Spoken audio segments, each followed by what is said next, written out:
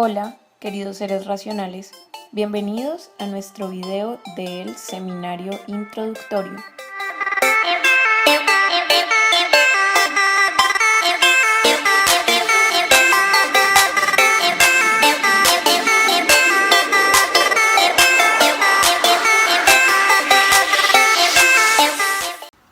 ¿Alguno de ustedes ha experimentado como yo el placer?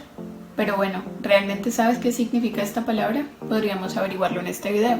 Según la RAE, la palabra placer significa gustar o agradar. Sin embargo, considero que esta es una definición un poco corta para lo que usted y yo podemos percibir o definir como placer. Bueno, en esta búsqueda encontré concepciones un poco más amplias y definiciones más amplias del placer. Entre estas, en Mr. Google, encontré que el placer puede ser definido como una sensación, un sentimiento positivo o algo agradable.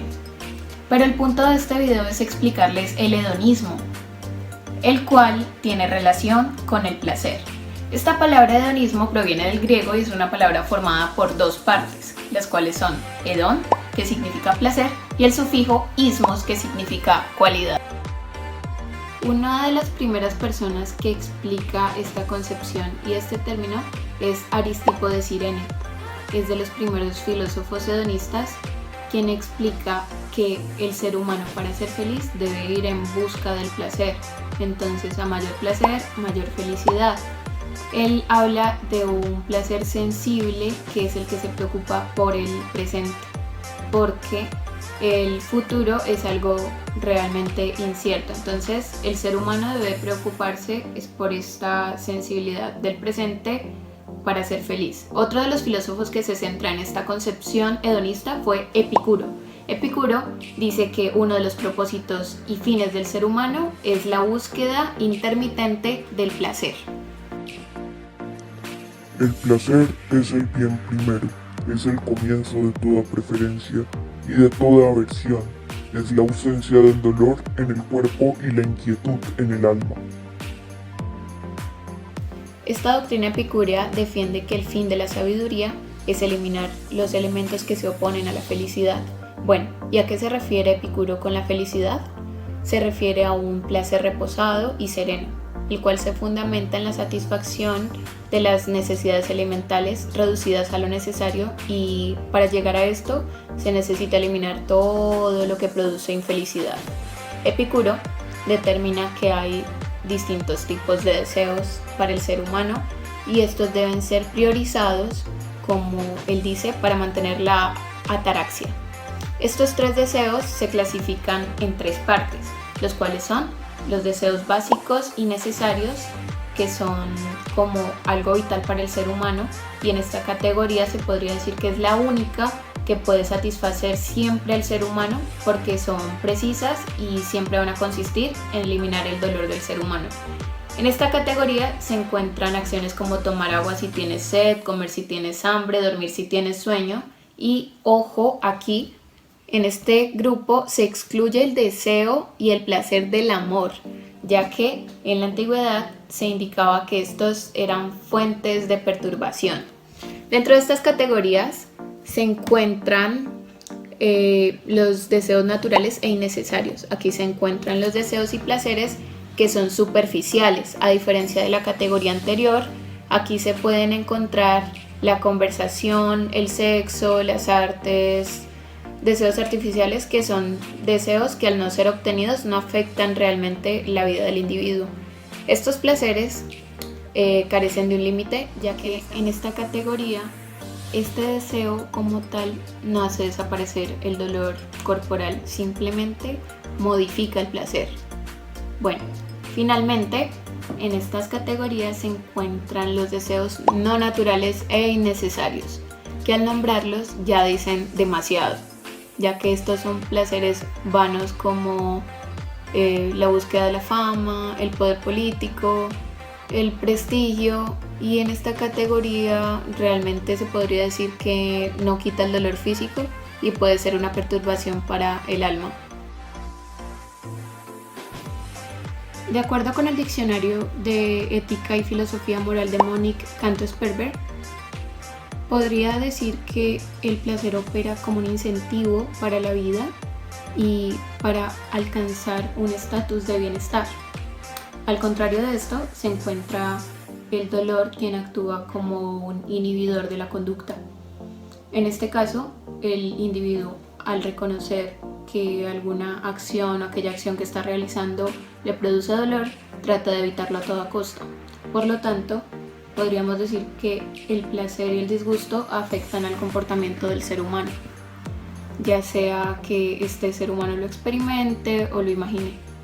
Ahora, en el hedonismo psicológico monocausal podríamos decir que esto le atribuye una causa a la existencia, la cual es la búsqueda del placer o evitación del disgusto. Entonces se puede decir que la persona estará dirigida durante su vida a buscar su propio placer y bienestar, por lo que podríamos decir que el ser humano, al hacer esto constantemente, buscar su placer y bienestar, sería un tanto inconcebible buscar un tipo de disgusto. Una de las causas por las que se actúa de esta manera o que el ser humano tiene este comportamiento es porque hemos estado con una doctrina donde se le infunde al ser humano buscar la perfección y el placer. Sin embargo, por esta educación ascética y por la persecución de ideales, el placer podría comenzar a carecer de sentido. Por otra parte, en el hedonismo psicológico multicausal se explica que el motivo dominante de la acción humana es la búsqueda de su propio placer. Sin embargo, se explica que aquí no solo hay un motivo que incita a este placer, y la única razón de placer no solo estará dirigida a la búsqueda por estar bien, por buscar el bienestar o para sobrevivir o evitar el disgusto, sino que hay otros motivos que se relacionan a dicha causa del placer.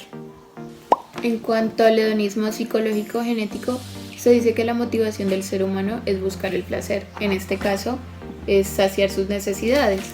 Pero además de esto, a diferencia de los otros, se le agrega que a esta motivación original, la cual es la búsqueda del propio placer, puede ser transformado a lo largo de su vida, y es así como, por ejemplo, el ejemplo que ponen, el bebé hedonista pasa de saciar su hambre con leche materna a transformar estos placeres u otras motivaciones cualitativas propias del sujeto, como por ejemplo transformarlo al amor al helado, después al amor al dinero, al amor al conocimiento, y así transformar esos fines. Ok, siguiendo con lo que viene diciendo mi compañera de estas subdivisiones del hedonismo, voy a explicar lo que es el hedonismo normativo. Básicamente, el hedonismo normativo nos da pautas sobre cómo debemos actuar. Digamos, esto se relaciona mucho con lo que es el utilitarismo, ya que en este hedonismo podemos encontrar como dos subdivisiones, por decirlo de alguna manera. La primera es una forma, digamos, egoísta, y la segunda una forma universalista. Okay. Empezamos por universalista, que la verdad no tiene mucho juego. No se diferencia mucho de lo que podría ser el hedonismo tradicional, básicamente. La forma universalista, digamos, se puede dividir en dos casos. El primero, el cual sería un utilitarismo puramente hedonista, que básicamente nos dice que debemos actuar debemos actuar buscando que nuestras acciones generen placer a nosotros, generen exclusivamente placer a nosotros y a las personas que se ven afectadas por nuestras acciones. Entonces aquí tenemos que el placer pues sigue siendo el valor absoluto del hedonismo, pues como normalmente lo es, y digamos lo único que podríamos ver de nuevo sería que ya no pensamos solamente como en nosotros, sino que las personas que se ven afectadas por nuestras acciones también tienen que recibir placer de ellas. Y el segundo caso sería un utilitarismo hedonista mixto. La verdad no hay mucha diferencia de este caso con el caso anterior. Lo único que cambia es una palabra, que aquí ya no debemos buscar exclusivamente el placer nuestro y de los demás, sino principalmente el placer. nuestro y de los demás. Bueno, y también evitar el sufrimiento en la medida que lo podamos, igual en el caso anterior. Ok, ¿en qué se diferencia que ya no sea exclusivamente el placer, sino que sea principalmente? Pues básicamente, digamos que hemos bajado un escalón al placer. Ya no es este valor absoluto que es el principal y a lo cual debemos apuntar, sino que es, ok, si es uno de los más importantes, pero ya, digamos así, aceptamos que puede haber otros valores, otros sentimientos, lo que sea, que pueden ser igual de importantes que el placer, pero seguimos teniendo que buscar el placer principalmente. Ok, eso sería por la parte universalista. Ahora bien, la parte egoísta puede ser la que tenga un poco más de juego, porque en esta, como en la parte universalista, tenemos dos casos también. Tenemos un utilitarismo negativo y un utilitarismo positivo. Empezamos por el positivo porque la verdad tampoco se diferencia mucho de un hedonismo normal. Entonces el utilitarismo positivo sería que nosotros debemos buscar activamente el placer para nosotros y para las personas que se ven afectadas por nuestras acciones. La verdad no cambia prácticamente nada de lo que sería un hedonismo normal, pero digamos donde sí podríamos ver un cambio real sería en la versión negativa de este. ¿Por qué? Porque esta nos dice debemos buscar ya no el placer, sino evitar el sufrimiento nuestro y de las personas que se ven afectadas por nuestras acciones. Ok, entonces aquí hay un cambio de mentalidad. Ya no buscamos el placer, sino que ahora buscamos evitar el sufrimiento. Esto conlleva a que el placer ya no es este valor absoluto que es muy importante. Obviamente dentro del hedonismo no negamos la importancia del placer, pero ahora aceptamos que hay otras cosas, digamos, igual de importantes que el placer y ya no apuntamos solamente hacia el placer. Podemos aceptar que en otras cosas, en otros elementos puede haber un valor importante. También, digamos, esta versión no niega que el sufrimiento sea necesario. O sea, hay sufrimiento que es necesario porque, por ejemplo, se pueden aprender de los errores, luego del sufrimiento se puede ser feliz, etc. Entonces, hay sufrimiento que es necesario, pero sí dice que el sufrimiento que es innecesario, este sí no vale la pena ser vivido. Ok, también hay que recalcar que en estos dos casos de la versión egoísta se busca que actuemos objetivamente, bueno, o imparcialmente. Para poder actuar de esta forma hay que tener en cuenta los factores externos que rodean a las demás personas, no solo a nosotros mismos, sino a las demás, como las capacidades que estas tienen, lo que estas consideran que genera placer, lo que estas consideran que les da dolor, etc. Entonces hay que tener en cuenta estos factores para poder llegar a actuar de una manera imparcial. O sea, no se es muy estricto con esta imparcialidad, puesto que obviamente para cada persona es distinto, pero dentro de lo que cabe se tiene que tener en cuenta, dentro de lo posible, se tiene que tener en cuenta todos estos factores para así poder actuar de la forma que nos indica este hedonismo normativo. Y pues básicamente eso sería todo el hedonismo normativo y ya no habría más complicación en esa forma de hedonismo. Ok, ahora continuando con el argumento, voy a explicar en qué consiste la máquina de experiencias y posteriormente el argumento como tal. Bueno, entonces la máquina de experiencias es un experimento mental creado por el filósofo Robert Nozick, el cual consiste en una máquina que permite a la persona que se conecta dentro de ella en vivir todo tipo de experiencias que ésta puede encontrar placentera. Ok, imaginamos que, no sé, una compañía farmacéutica, psiquiátrica, lo que sea, no importa, es irrelevante, ha conseguido crear a través de la ciencia una máquina la cual simula experiencias que elija la persona. Y todos tenemos la posibilidad de conectarnos por el resto de nuestra vida a la máquina. Una vez estamos dentro de la máquina, no sabemos que estamos conectados a la máquina, así que pensaremos que estamos viviendo una vida normal, por decirlo de alguna forma.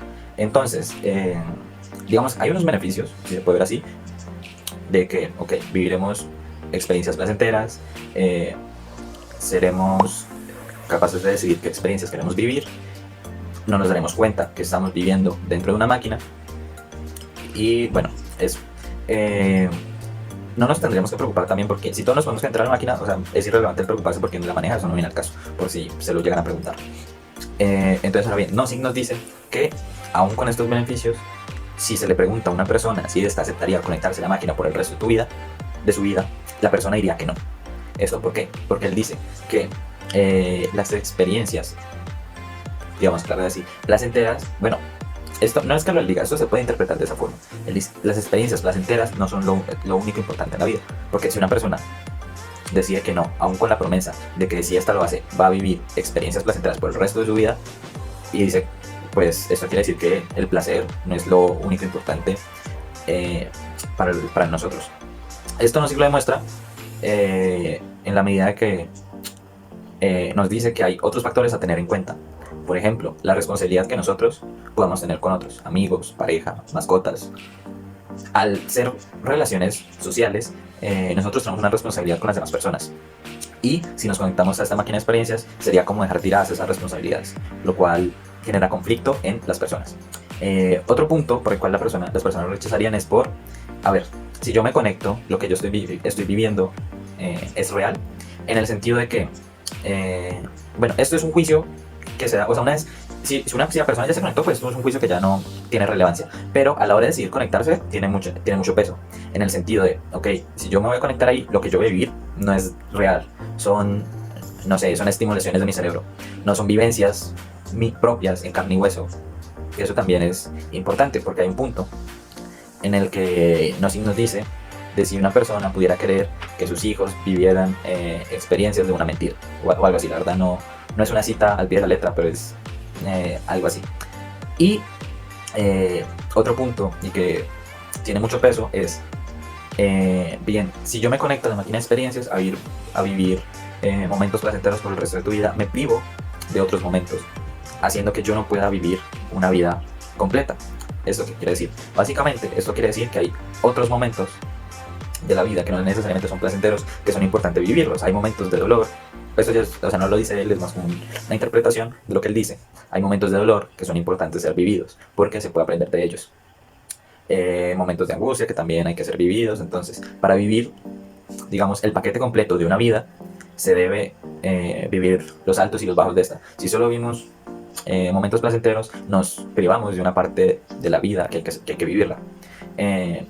Esto también, digamos, Nozick lo explica en su libro Meditaciones sobre la vida, en la cual él en una parte habla sobre una gráfica de felicidad, por ejemplo, que si solo importara el contenido de felicidad de una vida, daría lo mismo si una gráfica es ascendente o descendente. Entonces, básicamente es lo mismo, si solo importa el placer, da igual si lo vivimos en la vida real o en una máquina de experiencias, pero como no necesitamos vivir los bajos de la vida, pues es preferible la vida real. Básicamente eso es el experimento mental de la máquina de experiencias. Y ahora bien, nuestro argumento, ¿en qué consiste? Ok, si tenemos que en el hedonismo el valor absoluto es el placer y se tiene que buscar activamente y constantemente, pues conectarse a la máquina de experiencias sería una solución perfecta para el problema del hedonismo. ¿Por qué? Porque ya no tendríamos que preocuparnos por buscar el placer, sino que simplemente nos conectamos, programamos nuestra vida placentera por los siguientes 5 años y durante esos 5 años vivimos una vida llena de placeres, lo cual esto para el hedonismo sería perfecto. Pero a las personas negarse y decir que no se van a conectar a la máquina de experiencias, aun cuando esta les puede generar un placer absoluto, por decirlo así, esto quiere decir que hay cosas más importantes que el placer. O no necesariamente más importantes. Hay cosas con una importancia igual a la del placer, lo cual es contrario al hedonismo. El hedonismo te diría así: conectémonos de una y apaga y vámonos. Vivamos experiencias placenteras y ya está. Entonces, al nosotros decir no, hay otras cosas que son importantes, sería como criticar directamente el hedonismo. Por eso es que nuestro argumento se llama la máquina de experiencias como crítica al hedonismo. Y pues en la parte lógica, como se va a demostrar posteriormente, encontraríamos que, siguiendo una formalización del argumento, el hedonismo es falso por las premisas que nos dan de la máquina de experiencia y eso. Entonces, pues básicamente en eso consiste nuestro argumento y la máquina de experiencias. Ahora procederé a hacer la formalización lógica del argumento. Entonces, primero que en este argumento en concreto tenemos 4 premisas. Sí, la primera nos dice: conectarse a la máquina de experiencias haría el resto de tu vida dramáticamente más placentera y menos dolorosa de lo que hubiera sido de otra manera. La segunda nos dice: dándote la opción de conectarte a la máquina de experiencias por el resto de tu vida, ignorando toda responsabilidad que puedas tener con otros, tú lo rechazarías. La tercera nos dice: sí, ignorando toda responsabilidad que puedas tener con otros, tú rechazarías la oportunidad de conectarte a la máquina de experiencias por el resto de tu vida, entonces el placer y el dolor no son las únicas cosas con un valor intrínseco en la vida. Como primera conclusión tenemos que el placer y el dolor no son las únicas cosas de valor intrínseco en la vida por un modus ponens entre la premisa 2 y la premisa 3. Ok, esta es la fórmula general de un modus ponens, donde tenemos P entonces Q, afirmamos P, por conclusión obtenemos Q. Para este caso en particular, podríamos nombrar a P como, podríamos definir P como: ignorando toda responsabilidad que puedas tener con otros, rechazarías la oportunidad de conectarte a la máquina de experiencias por el resto de tu vida. Y Q como: el placer y el dolor no son las únicas cosas de valor intrínseco en la vida. Entonces, básicamente tenemos P, entonces Q, afirmamos de nuevo nuestra P, que es ignorando toda la responsabilidad que puedes tener con otros. Bueno, llegamos como conclusión a nuestra Q. El placer y el dolor no son las únicas cosas de valor intrínseco en la vida. Aquí no hay ningún problema lógico, es una formulación totalmente correcta. Entonces pasemos a la siguiente. La premisa 4 nos dice: si el hedonismo es verdad, entonces el placer y el dolor son las únicas cosas de valor intrínseco en la vida. Y como conclusión 2 y última, tenemos que el hedonismo es falso por un modus tollens entre la conclusión 1 y la premisa 4. Ahora bien, el cambio respectivo frente a lo anterior es que esta vez, al ser un modus tollens, no afirmamos el consecuente, no afirmamos el antecedente, sino que negamos el consecuente. Por consiguiente, como conclusión obtenemos la negación del antecedente. Ahora bien, como antecedente tenemos que el hedonismo es verdad. Como consecuente, el placer y el dolor son las únicas cosas de valor intrínseco en la vida. Y nuestra negación sería: el placer y el dolor no son las únicas cosas de valor intrínseco en la vida. Entonces, trasladando esto a nuestra fórmula, quiere decir: el hedonismo es verdad, entonces el placer y el dolor son las únicas cosas de valor intrínseco en la vida. Al negar esto, al decir que el placer y el dolor no son las únicas cosas de valor intrínseco en la vida, obtenemos que el hedonismo no es verdad. Por lo tanto, el hedonismo es falso, y ahí es donde llegamos a nuestra segunda conclusión. Realmente no hay, en cuestiones lógicas, para este argumento en particular, al ser muy simple, por decirlo de alguna forma, realmente no hay ningún fallo por el cual pudiéramos considerar que es una falacia, pero esta premisa 3 se puede dar a debate, en el sentido de que en este argumento en particular a esta premisa 3 se le da un valor muy grande, cuando si nos pusiéramos a analizar en esos momentos esta premisa 3, podríamos encontrar que su peso no tendría que ser tan relevante como lo es normalmente, pero pues eso no es cuestiones que nos competan en ese momento. Aquí solo estamos haciendo el análisis lógico del argumento, y pues ya, eso sería todo. La verdad es un argumento muy simple que no tiene ninguna complicación, así que pues eso es todo.